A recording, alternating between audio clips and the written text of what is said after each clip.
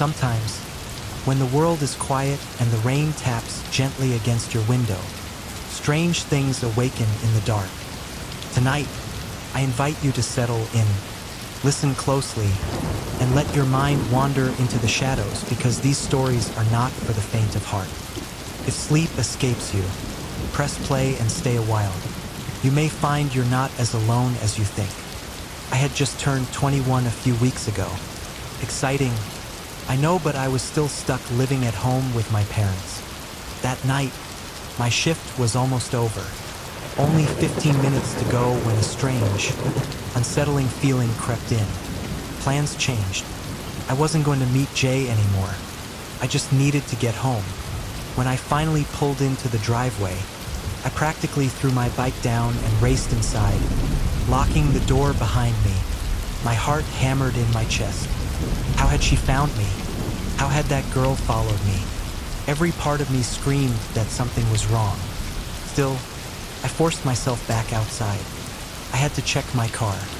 The night air bit against my skin, and then I saw it. The back left door was wide open. I hadn't touched it.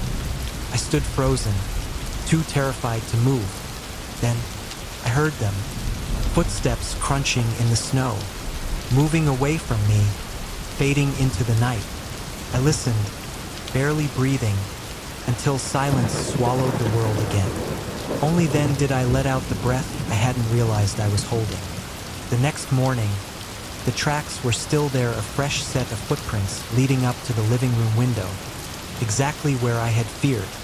I don't know how I managed to stay calm, but when she smiled at me from across the water later that day, rowing her boat as if this was all some kind of game, my instincts took over. Flight won by a landslide. I paddled so hard my arms burned, not daring to look back, until I reached the dock. When I finally turned around, her boat was still there, but she was gone. They say fear leaves marks on the soul, but so does betrayal.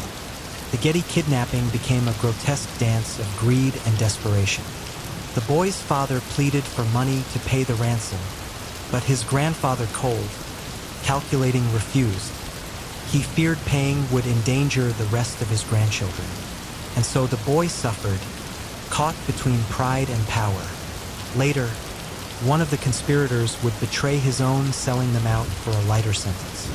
The truth spilled out like rotten wine. The ransom money had been invested in trucks to build a mafia empire. One night, alone in my room, I woke up convinced I'd locked the door. But when I reached for the handle, turned under my fingers, unlocked, the blood in my veins ran cold. I slammed it shut, locking it tight again, and crawled back into bed, too afraid to sleep. But sleep wouldn't come. The next day, the unease still clung to me like a second skin. I found myself later in the Aboro Nature Reserve. The deer were wrong. They moved in strange patterns, watched me with empty eyes. One in particular reared up, terror flashing across its face. A ripple passed through the forest, and birds exploded into flight. When Jojo disappeared into the trees, I followed, too scared to stay, too scared to turn back. What I found chilled me to the marrow. Jojo, barely breathing, dragged toward a grotesque structure. Primitive steps led down into darkness, coated with some viscous, glistening substance. I was powerless to stop them. Elsewhere, terrible things were happening too. In a small town, a gas station worker named Kelly had disappeared without a trace after a series of strange calls and aggressive visits. No one noticed right away, not until it was far too late. 6 weeks later, the calls resumed, but Kelly was never found. Dreams of stardom can curdle into nightmares. On a film set, I found a hidden tape. On it, a man off camera demanded a scream, not just any scream, but something raw, primal, torn from the deepest place inside. Dig deeper, he growled. The recording ended abruptly, and I never saw Stan, the set runner, again. At a remote cabin deep in the woods, abandoned for years, the legends whispered of a recluse, a man who lived among the trees, long since vanished. No one knew what had become of him. Some said he still watched, unseen, from the shadows. In the forgotten corners of the city, the rats grew bold, monstrous creatures with blood-red eyes and glistening yellow teeth. One night, I stood face to face with the alpha, the boss rat. Crept toward me, slow and deliberate. Fear paralyzed me. I stood rooted to the spot as it drew closer and closer. As a child, I once pulled the blanket over my head, convinced the dark was playing tricks. When I opened my eyes, something stood in my doorway, silent, waiting. Evil wears many faces. 2 young girls vanished while hitchhiking. Their bodies were found days later. Small trinkets left behind at the scene, a single earring, a broken necklace. The trail of horror led straight to the Zodiac killer, but the true identity remained a mystery. In another time, another place, wagon trains dispensed their own brutal justice.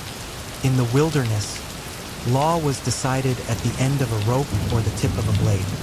The survivors of a doomed expedition were welcomed by native tribes. But the truth of their cannibalism was never spoken aloud. The shame clung to them like a second skin, even as they celebrated survival. I once chased a thief through the empty streets, my desperation outweighing my exhaustion.